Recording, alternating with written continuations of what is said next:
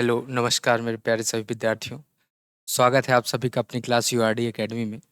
और आज हम तीसरा लेक्चर लेकर के आए हैं परसेंटेज का, जिसमें हम बेसिक क्वेश्चन करेंगे जो भी पेपर में आए हुए क्वेश्चन हैं। मैंने कहा था कि शुरू के जो क्वेश्चन होंगे वो ऐसे क्वेश्चन होंगे जिनमें आपका बेस मजबूत हो, है ना। कुछ बेसिक्स क्वेश्चन करेंगे, तो उसी क्रम में हम आज जो तीसरे लेक्चर में है वो बेसिक क्वेश्चन ही हैं। ठीक, इसके बाद जब आगे आगे जैसे बढ़ते जाएंगे तो टाइप वाइज क्वेश्चन क्या करेंगे, स्टार्ट करेंगे। और पिछले 2 लेक्चर होंगे तो आशा करता हूँ समझ में आया ही होगा सबको, है ना। पढ़ने में मज़ा भी आया होगा। तो इसी तरह आप हमारे साथ जुड़े रहिए और क्लासेस को क्या करिए, कंटिन्यू करिए। और जब भी मैंने कहा बैठें तो पेन और कॉपी लेकर के ही बैठें, ठीक है। तो स्टार्ट किया जाए आज के क्वेश्चंस। चलिए स्टार्ट करते हैं। जैसे कि देखिए बोर्ड में एक क्वेश्चन लिखा हुआ है। क्या लिखा हुआ है? जैसे कह रहा है कि एक संख्या के 75% में 75 जोड़कर योगफल उस संख्या के बराबर हो जाता है, तदनुसार वह संख्या कितनी है, ठीक है।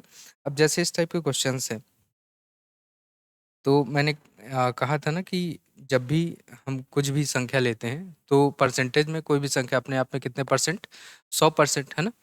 तो कह रहा है कि एक संख्या के 75% में, एक संख्या के, यहाँ मैं सॉल्यूशंस कर रहा हूँ, एक संख्या के 75% में,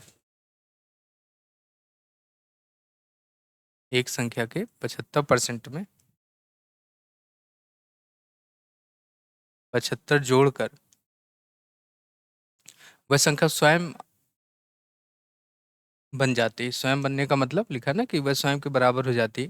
तो मैंने कहा कि संख्या अपने आप में कितना है, 100% है। तो 100% और 75% का मतलब कितना है, 25%।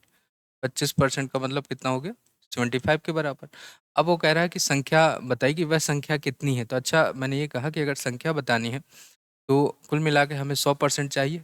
तो 100% अगर निकालेंगे, 1% 3 हो गया, तो 100% कितना हो जाएगा, 300। तो वो संख्या कितनी हो जाएगी, 300। तो इसका आंसर क्या होगा, बी ऑप्शन, ऑप्शन 300। आ रही बात समझ में? मैंने कहा कि कोई भी संख्या उसमें 75% जोड़कर वह संख्या स्वयं के बराबर हो जाती है। तो 75% में 75 जोड़ा कितना हो गया, 100%। तो 25% की वैल्यू किसके बराबर, एक 75 के बराबर। तो 100% कितना हो गया, 300। तो कौन सा ऑप्शन सही हुआ, 300। आ रही बात समझ में? तो अगर इस टाइप के क्वेश्चंस आप मतलब एक्स मान के भी करना चाहे तो एक्स मान के भी कर सकते हैं। जैसे कि एक संख्या के 75% मतलब एक्स का 3/4 75 जोड़ के वह संख्या एक्स के बराबर हो जाती। इस टाइप भी सॉल्व करेंगे तब भी, जैसे मैंने कहा ना कि अगर मान लो एक्स मान के ही करना है ना, बहुत से बच्चे कहते हैं कि जैसे सर एक्स मान के ही बता दीजिए। मैंने कहा 75% मतलब 3/4, तो एक्स का 3/4 में 175 जोड़ दिया जाए तो वह संख्या स्वयं के बराबर हो जाती है। संख्या एक्स है तो एक्स माइनस 3x/4 बराबर 75। तो x की वैल्यू यहाँ पे सॉल्व करेंगे तो x बराबर कितना आ जाएगा, 75 इंटू 4, और ये कितना हो गया, 300। इस तरह भी कर सकते हैं, इसमें भी कोई दिक्कत नहीं है। आ रही बात समझ में आ गया होगा। चलिए आगे बढ़ते हैं। बस आप लगातार कंटिन्यू पढ़ते रहिए जैसे हम पढ़ाते जा रहे हैं। मैंने कहा हम पूरा लेक्चर कंप्लीट करेंगे, हर एक चैप्टर का हर एक क्वेश्चन हम बेसिक से लेकर के एडवांस तक क्या करेंगे, सॉल्व कराएंगे। बस आप हमारे साथ क्या करें, जुड़े रहिए और लगातार क्लास को क्या करिए, देखते रहिए। और एक क्लास को ना समझ में एक बार तो आप दोबारा देखिए। आ रही बात समझ में? क्योंकि जैसे एक बार चीज़ कुछ नहीं समझ में आती तो आप दोबारा उसको देख सकते हैं, ठीक। जैसे आगे बढ़ते हैं। कह रहा है कि जब एक संख्या का 60% किसी अन्य संख्या से घटाया जाता है तो दूसरी संख्या घटकर अपना 52% रह जाती है। तो पहली संख्या का दूसरी संख्या से अनुपात कितना है, ठीक। मान लो कि पहली संख्या हमने मान ली, पहली संख्या क्या मान ली हमने, एक्स मान ली। पहली संख्या क्या मान ली, एक्स मान ली। और दूसरी संख्या क्या मान ली हमने, वाई मान ली, ठीक है। तो उसने कहा कि जब एक संख्या का 60% किसी अन्य संख्या से घटाया जाता है, किसी अन्य संख्या मतलब वाई से मान लो घटाया जाता है, किसी संख्या का कितना परसेंट, 60%, किसी संख्या का 60% घटाया जाता है तो वह संख्या कितना हो जाती है, घटकर अपना 52% हो जाती है। तो वह संख्या घटकर अपना कितना हो जाती है, कितना परसेंट हो जाती है, 52% हो जाती है।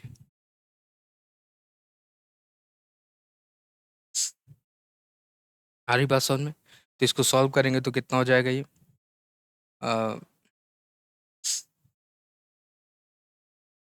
वाई माइनस वाई इंटू 52/100 और ये एक्स इंटू 60/100 हो जाएगा। जब इसको सॉल्व करेंगे तो ये कितना हो जाएगा, 48।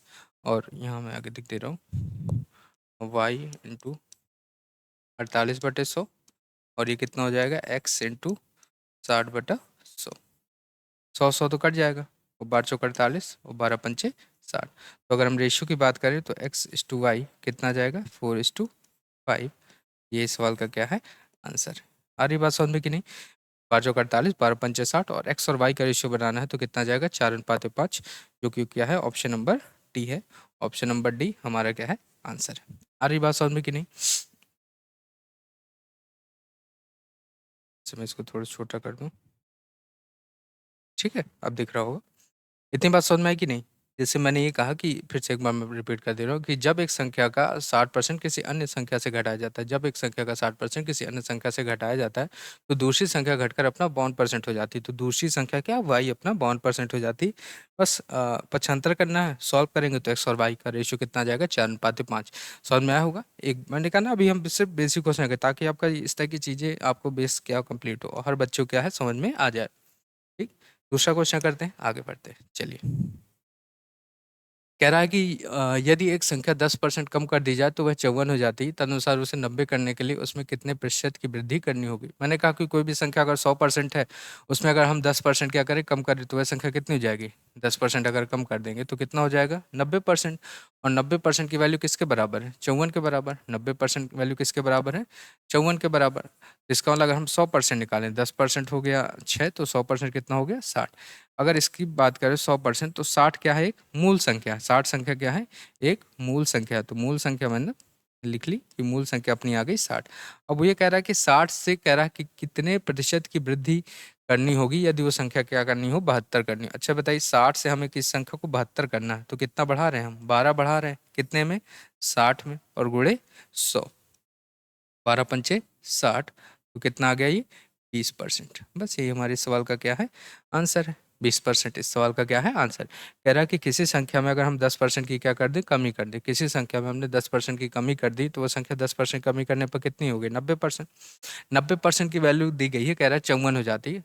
तो परसेंटेज में न्यूमेरिक वैल्यू 54 हो गया, तो 100% कितना आ गया 60। अब वो कह रहा है कि 72 करना हो तो बताओ कितने प्रतिशत की वृद्धि करनी होगी। तो कितने प्रतिशत की वृद्धि करनी होगी? 60 से अगर 72 करना है तो 60 से 72 करने का मतलब 12/60, 12 पंचे 60, और कितना परसेंट आ गया 20%। तो बस ये हमारे सवाल का क्या है आंसर। समझ में आया कि नहीं? आगे बढ़े, चलिए आगे बढ़ते हैं। जैसे एक क्वेश्चन ये दिया गया है, ठीक है, पढ़िए इसे। इसे पढ़ें और मैंने कहा कि थोड़ा सा आप समय लीजिए और तैयारी कंटिन्यू करते रहिए, है ना। कुल मिला के मन लगा के पढ़ना है ना। अपना एक टाइम टेबल निर्धारित करिए कितने बजे से इतने बजे तक तो मुझे पढ़ना ही पढ़ना है ना। कभी भी कोई भी चीज़ की जाती है तो एक एक टाइम डिसाइड होना चाहिए कि हमें इतने से बजे इतने तक पढ़ना ही है। कभी कभी हो जाता है कि उस टाइम पे कुछ काम पड़ गया या कुछ नहीं हो पाई, लेकिन ऐसा सातों दिन थोड़ा होगा, है ना। ऐसा तो कभी कभी होता है। और ये लगातार मेहनत करिए, फॉर्म आते ही, फॉर्म आएंगे ही, है ना। सरकारी नौकरी ऐसे तो ही बंद हो जाएंगी कि बिल्कुल ही नौकरियां बंद हो जाए या वैकेंसी कम हो जाए। देखिए जो पढ़ने वाला लड़का है, कहीं ना कहीं सेलेक्ट हो ही जाता है। मतलब अगर लगातार कंटिन्यू तैयारी कर रहा है तो ऐसा कभी नहीं होगा कि मतलब सेलेक्ट ही ना हो, ठीक है। हाँ, कभी मान लीजिए नहीं, कोई बच्चा नहीं हो पा रहा सेलेक्ट, तो ऐसा भी नहीं कि सरकारी नौकरी ही सब कुछ है, ठीक है। आप नहीं सेलेक्ट हो पाए तो ये थोड़ा है कि सरकारी नौकरी नहीं लगी तो सब कुछ खत्म। आपके अंदर अगर नॉलेज है, सब कुछ है, तो आप कुछ भी कर सकते हैं, है ना। शिक्षा का मतलब से ज्ञान है। ज्ञान है तो आप कुछ भी कर सकते हैं, जरूरी नहीं कि सरकारी नौकरी ही की जाए। लेकिन अगर आप लगे हुए हैं तैयारी के लिए तो पहले फोकस करिए कि लग जाए, है कि नहीं। चलिए आगे बढ़ते हैं। कर लिया होगा इतनी देर में। कह रहा है कि एक क्रिकेट टीम ने वर्ष में खेले हुए कुल मैचों के 30% मैच जीते। यदि इस टीम ने 55% मैच हारे हों तथा 3 मैच बराबर रहे हों तो टीम ने कुल कितने मैच खेले? ठीक है, अब देखिए इधर। कह रहा है कि 30% मैच क्या कर गए वो जीत गए, और 55% मैच क्या हो गए हार गए। तो टोटल कितने मैच खेल लिए? 85%। 85% मैच क्या कर गए वो खेल गए। और कह रहा है कि 3 मैच बराबर है। अच्छा 85% में तो हार जीत हो गई, तो बचे कितने शेष? शेष कितना बचा? 15%। और ये 15% किसके बराबर होगा? 15% 3 मैच के बराबर होगा, ये तो दिया गया है कि 3 मैच, न्यूमेरिक वैल्यू 3 है। सॉल्व कर लेंगे, 3 पचे 15। इसका मतलब 5% की वैल्यू एक। अच्छा कुल मैच कह रहा है तो कुल मैच अपने आप में कितना परसेंट होगा? 100%। तो इसे 100 बनाने के लिए किससे गुणा करें? 20 पंचे 100। तो 100% किसके बराबर हो गया? 20 के बराबर। और यही हमारे सवाल का आंसर है। तो अगर कुल मैच पूछे तो कुल मैच कितना है? आ रही बात समझ में? कुल मिला के देखिए परसेंटेज में सबसे बेसिक कॉन्सेप्ट ये है कि जिसकी भी परसेंटेज वैल्यू पता हो और जिसकी न्यूमेरिक वैल्यू पता हो वो दोनों वैल्यू आपस में क्या करनी है, बराबर करनी है। यही परसेंटेज का बेसिक मोटिव, ठीक है।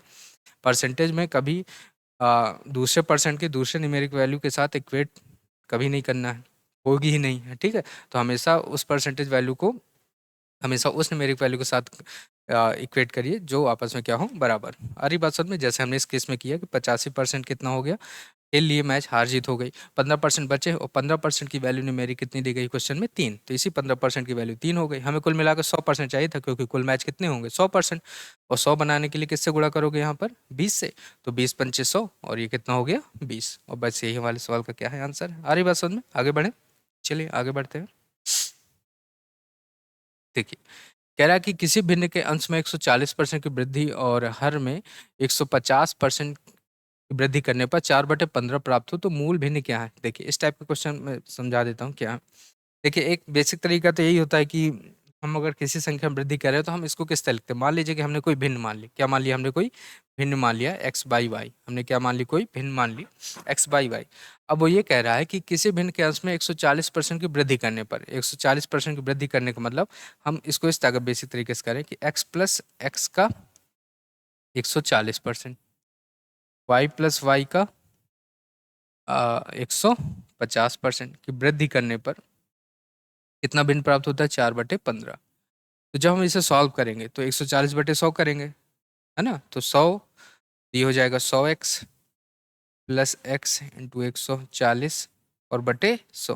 लेकिन हम इस तरह करेंगे नहीं, तो मैं सिर्फ बता रहा हूँ कि जो हम डायरेक्ट जो लिखते हैं वो आता कैसे, 100y प्लस 150y और बटे 100 बराबर कितना हो गया, 4/15। 100 से 100 क्या हो गया, कट गया। तो ये कितना हो जाएगा, 240x और बटे 250y और बराबर 4/15। अब हम इसको क्या कर लेंगे, सॉल्व कर लेंगे। तो जब सॉल्व करेंगे तो यहाँ कट जाएगा, 4 छंग 24 और 5 25 और 5 3 15। यहाँ से हम x और y की अगर वैल्यू निकालना चाहें तो x बाई वाई बराबर कितना आ जाएगा, 5/18। 5/18 सवाल का क्या है, ऑप्शन नंबर डी, ठीक है।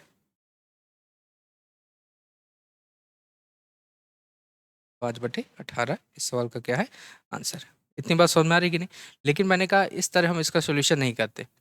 ये तो एक मैंने तरह बता दिया कि जो हम डायरेक्ट अभी हम कहेंगे कि आ, अंश और हर में जितने की वृद्धि करे उतना वृद्धि कर देना है, और हर में डिनोमिनेटर में जितने की कमी करे उतने की कमी कर देना है। वृद्धि कह रहा है तो 100 में प्लस कर देना है, अगर कमी कह रहा है तो 100 में माइनस करके डायरेक्ट लिखना है, और जो भिन्न बना रहा है उसका इक्वेट कर देना है, ठीक है। ये हम डायरेक्ट लिखेंगे। लेकिन मैंने कहा जो चीज़ें, क्योंकि बहुत से बच्चे पूछने लगते हैं ना कि ये डायरेक्ट कैसे आ रहा है, तो ये इस तरह हम जब इसको बेसिक तरीके से सॉल्व करते हैं तो फिर ये बन करके आ जाता है। आ रही बात समझ में? लेकिन मैंने कहा इस तरह नहीं करते। जैसे मैं इसको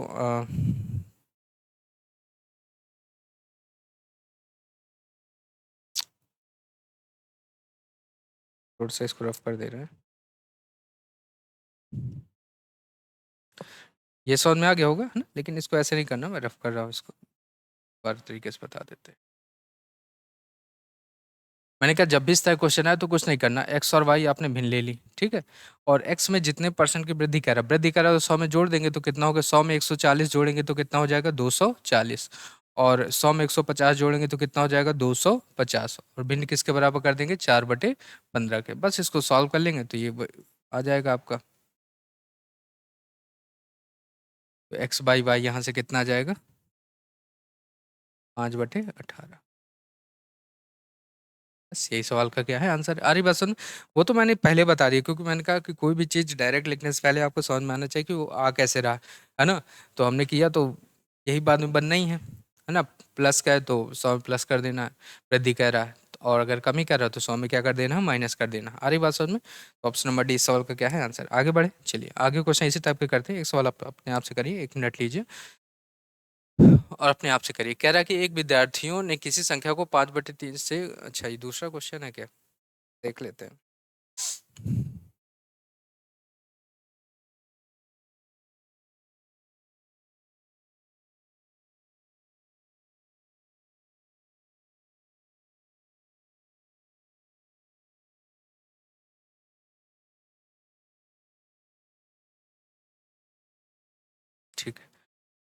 आप क्वेश्चन नंबर करें, क्वेश्चन नंबर 28 करिए पहले। जैसे कह रहा है कि एक भिन्न के अंश में 15% की वृद्धि और हर में 8% की कमी करने पर कितना प्राप्त हुआ? 25/16 प्राप्त होता है, तो वह भिन्न क्या है? तो अभी मैंने बताया ना आपको, तो बताइए मेरे प्यारे बच्चों, कैसे करेंगे? सेम वही कह रहा है कि वृद्धि कह रहा है, तो अंश में क्या कर देना है? अंश मतलब न्यूमरेटर, न्यूमरेटर मान लो एक्स वाई, वाई हमने भिन्न मान लिया, न्यूमरेटर एक्स हो गया और डिनोमिनेटर वाई हो गया, अंश और हर लिख लिया हमने, ठीक। कह रहा है अंश में 15% की वृद्धि करने पर, 15 का मतलब 100 में 15 जोड़ देंगे तो कितना हो गया? 115 इंटू वाई में क्या कह रहा है? कह रहा है कि वाई में 8% की कमी करने पर, तो 8% की, अब 8% की कमी कह रहा है, तो इसका मतलब 100 में 8 घटा देंगे, तो 100 में 8 घटाओगे तो कितना आ जाएगा? 92। इसको बराबर कर देंगे, किसके बराबर कर देंगे? 25/16 के, 25/16 के क्या कर देंगे? बराबर कर देंगे। इसको अब सॉल्व कर लेंगे, तो सॉल्व कर देंगे तो 25 25, 5 दूनी 10, 5 3 15,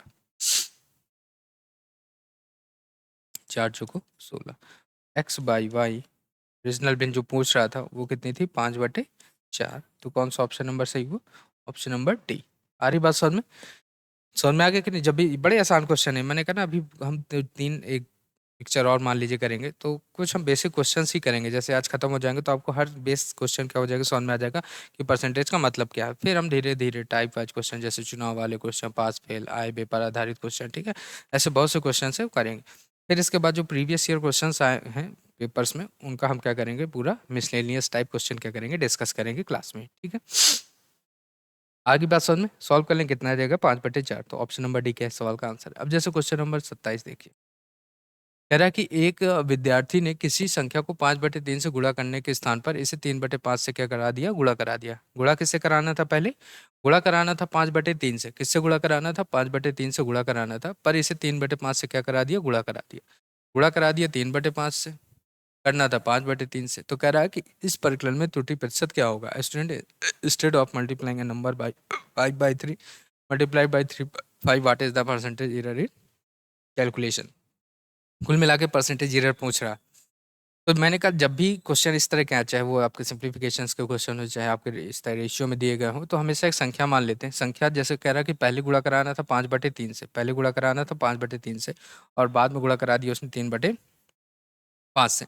तो मैंने कहा कुछ मत करिए, एक संख्या मान लीजिए। और संख्या मानने का तरीका क्या होता है कि 3 और 5 का क्या ले लें? एलसीएम। मतलब हर में जो भी संख्या लिखी, डिनोमिनेटर में जो भी संख्या लिखी उसका हम एलसीएम ले लें। तो हमने संख्या मान ली।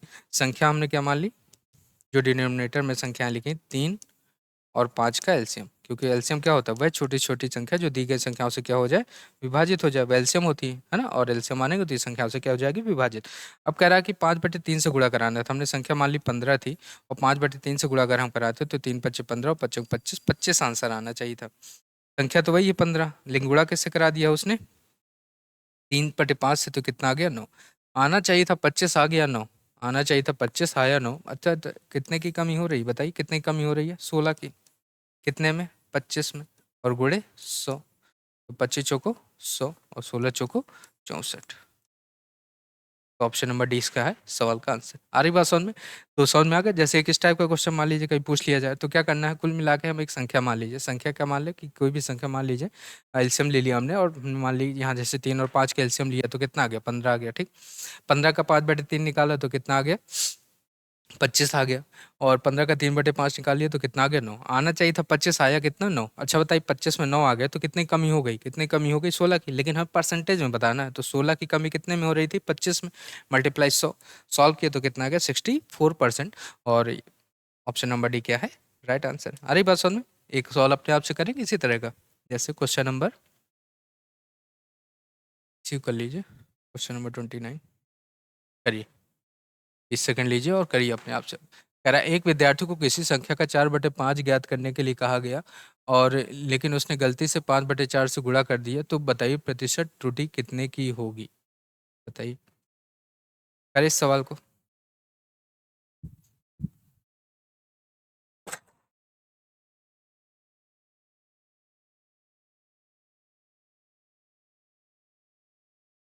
करिए,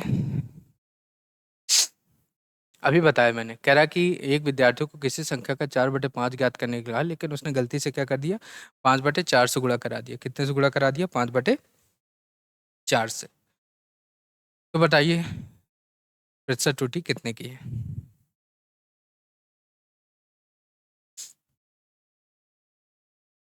हो गया, चलिए हो गया होगा और आंसर भी आ गया होगा, है ना? तो आप बता सकते हैं इसका आंसर क्या है? कह रहा है कि इस संख्या को 4/5, पहले किससे गुणा कराना था? 4/5 से, अब किससे गुणा करा दिया? 5/4 से। तो मैंने कहा संख्या मान लीजिए, संख्या क्या माने? 5 और 4 का एलसीएम, संख्या क्या मान ली हमने?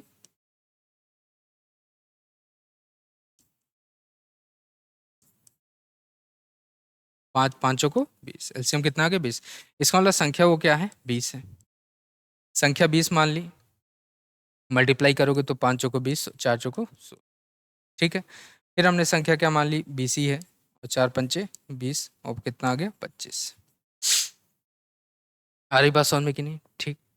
अब मैंने कहा पहले गुणा कराना था तो आना चाहिए था 16, लेकिन अब आ गया 25, 16 से 25 हो गया। अब बताइए कितना बढ़ रहा है? 16 9 25, कितने में? 16 में, और गुणे 100। आ रही बात समझ में?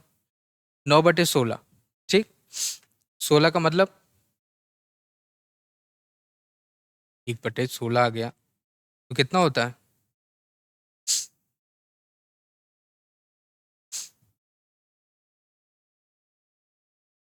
तो याद होना चाहिए ना परसेंटेज में। 6 से 1/4 सॉल्व किया, 6 से 1/4 मतलब 6.25। तो 9 से जब मल्टीप्लाई कराओगे, जहाँ मैं लिख दे रहा हूँ, जैसे याद नहीं भी लिखना तो आप सॉल्व भी कर सकते हो, कोई दिक्कत नहीं है। 4 चौको 16, और ये हो गया 25, 225, और बटे 4, 4 पंचे 20, 4 छंग 24, कितना आ गया? 56, 56.25। नहीं अगर याद है तब भी आप कुछ नहीं, सॉल्व कर लीजिए, 225/4, और थोड़ा सा कैलकुलेट करेंगे आ जाएगा। लेकिन बाई चांस अगर नहीं भी याद है तो मैंने ये कहा कि 1/16 की वैल्यू आपको याद होनी चाहिए, 6 से 1/4%। ऐसी को हम लिख सकते हैं 6.25%। आ रही बात समझ में? हो जाएगा कि नहीं? 6.25%। हमें 9/16 निकालना था। क्या निकालना था? 9/16। तो जब आप 9/16 निकालोगे तो दोनों पक्षों में 9 से गुणा कराएंगे, 9 से जब गुणा कराएंगे तो आ जाएगा 56.25%। इतनी बात समझ में आ रही कि नहीं? तो कौन सा ऑप्शन सही हुआ? B option. इस क्वेश्चन समझ में आ गया? कभी भी परसेंटेज इस तरह के क्वेश्चन पूछे तो आराम से हम इस तरह क्या कर सकते हैं, क्वेश्चन को बड़ी आसानी से सॉल्व कर सकते हैं। नहीं सॉल्व कर सकते? चलिए आगे बढ़े, आगे बढ़ते हैं।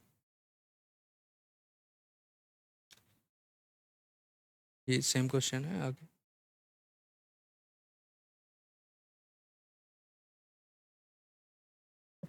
चलिए। जैसे एक क्वेश्चन ये दिया गया है, कह रहा है कि एक संख्या तीसरी संख्या से क्रमशः 30% तथा 37% कम है, तो पहली संख्या दूसरी संख्या से कितना प्रतिशत कम है? ठीक है, चलिए अब इधर देखिए। कह रहा है कि एक संख्या तीसरी संख्या से क्रमशः 37, तो जैसे हमने 3 संख्याएं लिखी गई, मान लीजिए क्या लिखी? 3 संख्याएं लिखी। उसने ये कहा कि एक संख्या किसी तीसरी संख्या से क्रमशः, क्रमशः का मतलब ये 30% कम है, और ये संख्या इससे कितना कम है? 37% कम है। ठीक है, तो कभी भी इस तरह लिखना हो तो जहाँ से एरो जिधर की जाए तो वहीं से संख्या मान लो। हमने मान लिया संख्या ये क्या है? 100। अगर ये 100 है तो ये 30 कम होगा तो ये कितनी होगी? 70 होगी। और अगर ये 37 कम है तो ये कितना होगी? 63 होगी। हो जाएगी कि नहीं? इतनी बात समझ में आ रही? अगर ये 100 है तो 30 कम है तो ये 70 हो गई, ये है 100 तो 37 कम है तो ये कितनी होगी? 63 हो गई। अब बस देख लीजिए कि क्या पूछा गया। कह रहा है कि तो बताइए तो पहली संख्या दूसरी संख्या से कितना प्रतिशत कम है? तो पहली संख्या क्रमशः हमें लिखा ना 30% और 37% कम है। यहाँ थोड़ा सा सही कर लीजिएगा, यहाँ लिख लीजिएगा then what percentage the first number less second number. अगर इस तरह कह रहा है क्योंकि ये नंबर तो ज़्यादा, तो यहाँ थोड़ा सा इरर कर लीजिएगा। दूसरी संख्या पहली संख्या से, दूसरी संख्या पहली संख्या से कितना प्रतिशत कम है? क्योंकि दूसरी संख्या हो गई, दूसरी संख्या कितना कम है? दूसरी संख्या पहली संख्या से कितना कम है? 7 कम। किससे? 70 से, और गुणे 100। सॉल्व कर लेंगे, कितना आ जाएगा? 10%। और ये हमारा क्या है सवाल का आंसर। आ रही बात समझ में? थोड़ा सा इरर था क्वेश्चन में, क्योंकि अगर पहली संख्या दूसरी संख्या से पूछता तो हम ये देखते कि कितना ज़्यादा है। आ रही बात समझ में? तो अगर क्वेश्चन ये पूछता कि पहली संख्या दूसरी संख्या से कितना ज़्यादा, तो पहली संख्या दूसरी संख्या से कितना ज़्यादा है? कितना ज़्यादा था ये इससे? 7। तो अब उल्टा आंसर आ जाता, 7/63 और गुणे 100, तो 7 9 63 1/9 गुणे 100, तो इसका आंसर आता है 11 से 1/%। तो फिर इसका आंसर क्या आ जाता है? C option. आ रही बात समझ में? तो क्वेश्चन समझ में, मेन चीज आपको क्वेश्चन समझ में आ जाए, है ना। मेन चीज क्या है कि क्वेश्चन आपको समझ में आ जाए कि क्वेश्चन का मतलब क्या है। कह रहा है कि पहला, दूसरा और तीसरा जैसे 3 क्वेश्चन है, 3 नंबर्स हैं, और कह रहा है कि पहली संख्या 30% कम है, दूसरी संख्या 37% कम है, तो ये 70 और ये 63। देखिए मैं बिल्कुल आराम से बेसिक तरीके से समझा रहा हूँ, है ना। बताने को तो क्वेश्चन जल्दी जल्दी बताया जा सकते हैं, लेकिन ऐसे बताने का कोई मतलब नहीं होगा ना, ताकि हर बच्चों, मैंने कहा हर बच्चों को समझ में आना चाहिए। ऑफलाइन क्लास में भी हमें समझ में आता है कि कैसे बच्चों को क्या समझाना, कहाँ कहाँ वो गलतियाँ करता है ना, चीज़ें समझ में नहीं आती उसे। तो हर वो बच्चा मैथ को समझे जो भी उसकी मैथ बिल्कुल भी कमज़ोर है, तभी हम क्या क्लास में इस तरह पढ़ा रहे हैं। आ रही बात समझ में? ये 100 हो गए, 70 और 63। अगर क्वेश्चन इस तरह पूछता है, जैसे इस क्वेश्चन मैंने कहा, इसको मैंने थोड़ा सा सही किया। कह रहा है कि दूसरी संख्या पहली संख्या से कितना प्रतिशत कम है। दूसरी संख्या पहली संख्या से कितना प्रतिशत कम है। तो दूसरी संख्या ये है, पहली संख्या ये है, कितना कम है? 7। किससे? 70 से। कितना आ गया आंसर? 10 आ गया। ये इसका आंसर है जो मैंने लिख दिया। अगर इस तरह पूछता, मान लो यही लिखा होता, बस यहाँ प्रतिशत कम की जगह क्या हो जाता? प्रतिशत अधिक। अब जैसे यहाँ ये पूछता कि पहली संख्या दूसरी संख्या से कितने प्रतिशत अधिक है, तो कितना अधिक है? 7। किससे? 63 से गुणे 100। तो आंसर कितना आता है? 11 से 1/9%। फिर इसका आंसर हो जाता है ऑप्शन नंबर सी। आ रही बात समझ में? चलिए आगे बढ़ते हैं। जैसे क्वेश्चन नंबर दिया गया है, आ रहा, कह रहा है कि ए का 20%, बी का 25% तथा बी का 40% तथा सी का 35% इस तरह दिया गया। तो ए सी से कितना प्रतिशत कम या अधिक है। जैसे कह रहा है ए का 20% बी के 25% के बराबर है। ए का 20% बी के 25% के क्या है? बराबर है। तो परसेंट से तो कट जाएगा, ये 25 25 हो गया, फिर 5 को 20 हो गया। तो अगर हम ए बाई बी निकालना चाहें तो ए बाई बी कितना आ जाएगा? 5/4 आ जाएगा कि नहीं? ठीक। फिर आगे दिया गया है कि बी का 40% और सी का 35% आपस में बराबर। परसेंट से परसेंट तो कट जाएगा, तो 15/40 और 5×7 = 35। तो बी बाई सी अगर देखा जाए तो बी बाई सी कितना आ जाएगा? 7/8। ठीक है, इतनी चीज तो हमने निकाल ली। उसने क्या पूछा है? कह रहा है कि बताइए ए सी से कितने प्रतिशत कम या अधिक है। इसका मतलब कुल मिला के ए और सी में हमें रिलेशन चाहिए। तो अगर हम इसका और इसका क्या करा दें? गुणा करा दें। गुणा कराएंगे तो ए और सी बचेगा, तो 5/4 गुणे 7/8। सॉल्व करेंगे तो बी से बी तो कट जाएगा, ए बाई सी, और इसको 7×5 = 35, 8 आ रही बात समझ में? अब उसने क्या पूछा था कि बताइए ए सी से कितने प्रतिशत अधिक या कम है। ए सी से कितने प्रतिशत अधिक या कम है। तो ए सी से बताइए कम है कि ज्यादा? अधिक है। इसका मतलब प्रतिशत वृद्धि है। कितना ज्यादा है? 3 ज्यादा है। किससे? 32 से। और गुणे 100। सॉल्व कर लेंगे तो ये 8 हो गया और ये 25 हो गया। 25×3 = 75 और 75/8। तो कौन सा ऑप्शन सही हो जाएगा? 9 से 3/8%। इसको सॉल्व करेंगे तो कितना होगा? 9×72 72 3 75। तो इसका मतलब 9 सही 3/8%। इस सवाल का क्या है आंसर? आ रही बात समझ में कि नहीं? समझ में आ गया होगा। कुल मिला के उसने दिया था 2 परसेंटेज वैल्यू आपस में बराबर दी गई थी, रिलेशन बना लिया। हम इनसे पूछ रहा था ए और सी के बीच में बताइए क्या प्रतिशत वृद्धि या प्रतिशत कमी हो रही। तो सॉल्व किया हमने। जब सॉल्व करेंगे तो इसको जब मल्टीप्लाई करेंगे तो ए और सी के बीच में रेशियो पता चल जाएगा। ए और सी में पता कर लेंगे ए ज़्यादा है कि कम है। तो ए ज़्यादा था। कितना ज़्यादा था? 3। किससे? 32 से। 3/32 और मल्टीप्लाई बाय 100। सॉल्व करेंगे तो कितना आएगा? 9 सही 3/8%। इतनी बात समझ में आ रही कि नहीं? कुल मिला के जिसके बीच में रिलेशन पूछे, जिसका परसेंटेज वृद्धि और परसेंटेज कमी निकालना हो, उस क्वेश्चन को क्या कर सकते हैं हम? आराम से क्या कर सकते हैं? सॉल्व कर सकते हैं और रिलेशन देख सकते हैं कितना प्रतिशत वृद्धि हो रही है, प्रतिशत कमी हो रही, और फिर उसको हम परसेंटेज में चेंज करके आंसर निकाल लेंगे। समझ में आ रहा होगा? बताइए समझ में आ रहा है कि नहीं? जैसे हम आगे आगे बढ़ रहे हैं, क्वेश्चंस को समझ में आ ही रहे होंगे ना। तो ये कुछ क्वेश्चन थे जो बिल्कुल बेसिक टाइप के क्वेश्चन थे। और लगातार मैंने कहा कि जब भी कोई चैप्टर आप पढ़ें, पीछे का चैप्टर अगर आपने मतलब जो भी क्लास नहीं ली है, तो कोई भी क्लास आप 20 क्लास में, जैसे मान लीजिए आप तीसरा लेक्चर डायरेक्ट देख रहे हैं, तो उसके पहले आप पहला और दूसरा जरूर देखिए। तभी आगे एक चीज़ें समझ में आती हैं। आप डायरेक्ट जब देखेंगे ना तो फिर चीज़ें समझ में आती है कि यार कैसे हो रहा है, क्योंकि हम कुछ चीज़ें तो पहले बता चुके होंगे कि चीज़ यहाँ से आ रही। ठीक है, चलिए आगे बढ़ें, आगे बढ़ते हैं। ठीक है, जैसे ये क्वेश्चन है कुछ,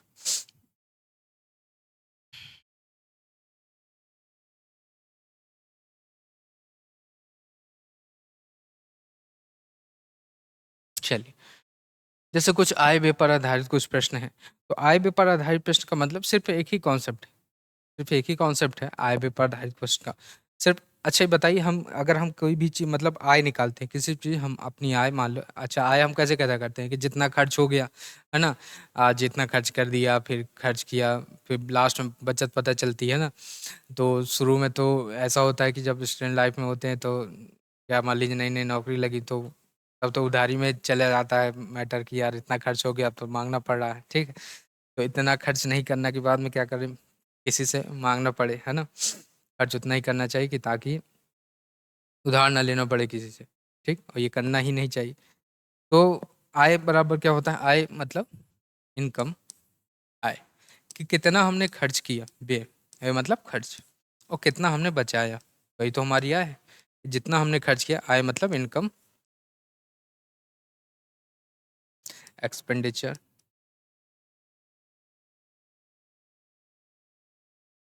प्लस सेविंग,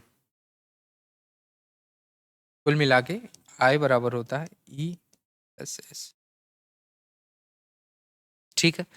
आय का मतलब क्या है कि जितना हमने खर्च किया और जितना बचा है वो हमारी टोटल क्या है? आय है, मतलब इनकम है। एक्सपेंडिचर और प्लस सेविंग वो हमारी क्या है? इनकम है ना? आई बराबर E+S, ठीक। अब जैसे इस टाइप के क्वेश्चंस होंगे तो सिर्फ इसी पर पूरा क्या होगा? बेस्ड होंगे। इस टाइप के क्वेश्चन हमने इस पर बेस्ड क्वेश्चन क्या करेंगे? हम सॉल्व करेंगे। कह रहा है कि एक आदमी अपने वेतन का 65% क्या करता है? खर्च करता है। एक आदमी अपने वेतन का कितना खर्च करता है? 65% खर्च करता है, ठीक। और प्रति माह 525 की क्या करता है? बचत करता है। प्रति माह कितना करता है? 525 की बचत करता है। आ रही बात समझ में? ये तो क्वेश्चन हो गया। कह रहा उसकी मासिक आय क्या होगी? अच्छा ये बताइए मुझे, ठीक। मैंने अभी आपको एक चीज़ बताई थी कि कभी भी हम जो भी परसेंटेज वैल्यू रखेंगे और जो भी न्यूमेरिक वैल्यू दी होगी हम उसी को आपस में बराबर करेंगे। अब यहाँ पर बताइए क्या दिया? 65% खर्च, खर्च का परसेंटेज लिखा हुआ है। किसका परसेंटेज लिखा हुआ है? खर्च का। तो खर्च का अगर परसेंट, खर्च अगर 65% खर्च कर रहा है तो बताइए मुझे कि वो बचत कितना करेगा? बचत कितना करेगा? 35%। समझ में आ रहा है कि नहीं?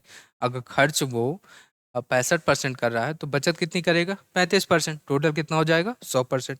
हो जाएगा कि नहीं? ठीक। अब मैंने कहा कि देखिए यहाँ से क्या लिखा हुआ है? 525 की बचत करता है। इसका मतलब ये हुआ ना कि 35% की वैल्यू हम किसके बराबर करेंगे? 525, क्योंकि बचत की न्यूमेरिक वैल्यू है और टोटल आय पूछ रहा है हमें क्या निकालना है? 100%। तो हम क्या करेंगे? 35%, 35%,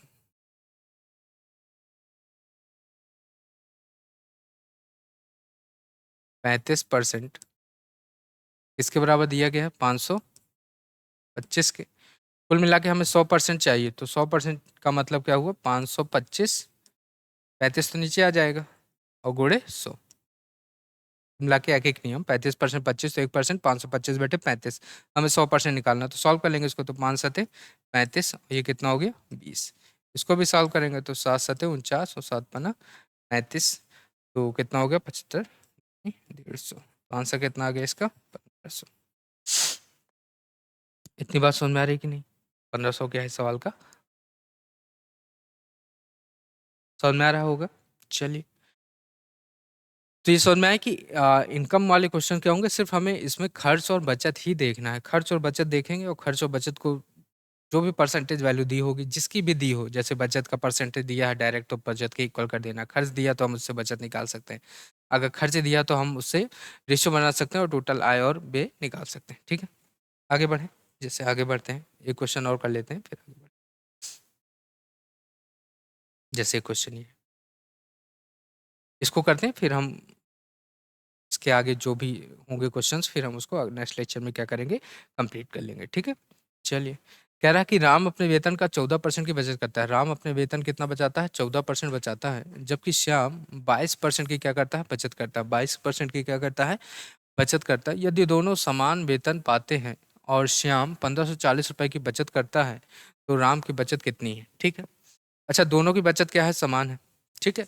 अब कह रहा, मैंने कहा ना कि जिसका भी परसेंटेज दिया हो, श्याम का बचत का परसेंटेज दिया है और श्याम का बचत में ही न्यूमेरिक वैल्यू पता है, तो इसका मतलब कि श्याम की बचत में परसेंटेज कितना है? 22%। कितना दिया गया है? 22%। और वो किसके बराबर है? 1540 की। देखिए यहाँ दिया गया ना, 22% की बचत करता है श्याम और न्यूमेरिक वैल्यू श्याम की कितनी 1540। तो अगर हम इसको सॉल्व करें तो 22, ये कितना हो गया 7। तो अगर हम इसको सॉल्व करें तो 1% की वैल्यू कितनी आ गई 70। 1% की वैल्यू कितनी आ गई 70। अगर मान लो कि वो टोटल आय पूछता, मान लो अगर वो टोटल आय पूछ रहा होता तो हम यहाँ से 100% निकाल लेते। अगर टोटल आय मान लो पूछ रहा होता तो हम यहाँ से 100% निकालते और दोनों की इनकम बराबर ही है, तो आंसर कितना आ जाता 7000। तो आंसर कितना आता 7000 आ जाता। ठीक है, लेकिन उसने क्या पूछा कि बताइए राम की बचत कितनी है। अच्छा बताइए राम अपने वेतन का कितना परसेंट बचाता है 14%। तो अगर 1% की वैल्यू 70 है तो 14% बता सकते हो आपके, 70 गुणे 14 और कितना आ गया 980। बस यही सवाल का क्या है आंसर, ऑप्शन नंबर बी। समझ में आ रहा कि नहीं आ रहा बताइए। मैंने ये कहा कि कभी भी कोई भी परसेंटेज वैल्यू दी हो और जिसकी न्यूमेरिक वैल्यू दी हो उसी को इक्वेट कर लेना है। बस सिंपल यही कॉन्सेप्ट है परसेंटेज में, और ज़्यादा कुछ है नहीं। 22% कितना हो गया 1540, ये कितना होगा 1% 70, तो 14% कुल मिला के हमें निकालना था। अगर 100% निकालना होता तब तो हम 7000 आंसर टिक कर देते, लेकिन उसने टोटल आय पूछी नहीं। उसने पूछा है कि राम का बचत बताइए, और राम का ही बचत का परसेंटेज दिया गया था 14%। तो अगर 1% 70 है तो 14% कितना हो जाएगा बताइए मेरे प्यारे बच्चों, कितना हो जाएगा 980। और कितना है इस सवाल का आंसर 980। आ रही बात समझ में। तो इसी प्रकार हम धीरे धीरे क्वेश्चंस को क्या करेंगे आगे कंटिन्यू करते जाएंगे, और आशा करता हूँ कि आपको समझ में भी आ रहा होगा, है ना, क्योंकि हम बिल्कुल बारीकी से हर चीज़ को एक्सप्लेन करके बता रहे हैं, है ना, ताकि आपको हर चीज़ क्या हो समझ में आ जाए। फिर जब प्रैक्टिस करेंगे तो फिर जब आप सवाल आप लगा चुके होंगे, कॉन्सेप्ट क्लियर हो चुके होंगे, तो फिर जब आप सवाल लगाएंगे तो आपको फिर वहाँ पर आप स्पीड से क्वेश्चन क्या कर सकते हैं, सॉल्व कर सकते हैं। ये तो क्लास है ना, क्लास का मतलब है कि आपको हर एक चीज़ क्या हो जाए समझ में आ जाए। ठीक है, तो आज के लिए इतना ही रखते हैं। फिर जब हम अगले नेक्स्ट लेक्चर में आएंगे तो फिर कुछ क्वेश्चंस होंगे जो आई पेपर आधारित होंगे, है ना। आई पेपर आधारित क्वेश्चन जो होंगे फिर हम उनको क्या करेंगे नेक्स्ट लेक्चर में सॉल्व करेंगे। आ रही बात समझ में कि नहीं? ठीक है, तो आज के लिए इतने रखें। Thank you very much.